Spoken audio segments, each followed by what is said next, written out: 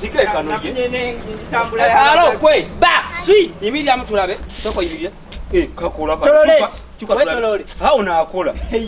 emikati jalo tuzo oluba tula wali wansi tata wate na yawe nyebo tata banda balekanira wano ano omutunuli omusajja omukulu sabu yachebase neto fayo wewe bakenga boyagala kubaka temikisa jize tata chimbo wanjirese njiye buyinga nkuba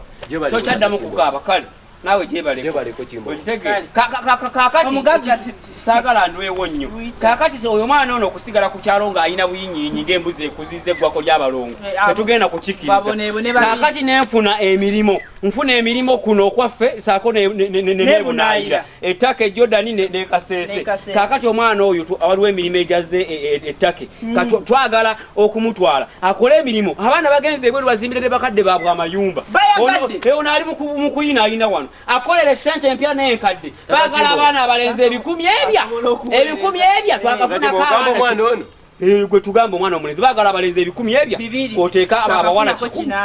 abaana emyaka gino bazimbidde bazadde baabwe ennyumba abaana abalenzi bagenze n'abakulu babazimbidde era kati gwogudde mu bintu abalala bagwa mu buki naye gwogudde mu bintu kaligira omwambazi omutereze tulabe engeri gye tumutwala tata Kimbo omwana ono gwe mutwala ebweru okukola emirimu ibweru ettaka oyo mwana asobolera omwana ennaku yamukubakuba naye uyo ayagala okgenda gero funa sabuni olabe tukutwala kikyatebu tata Kimbo omwana emyaka gino gwotwala wabweru asobolera ddala oyo kukola abwasikaali okusitula emigugu wosingibbe mwana abisobolera gira gwe yambule paka bunaku bwakishawo bumuta wange tuwa mwana gwe bona omutuwa ekyo tekikkirizibwa tata Kimbo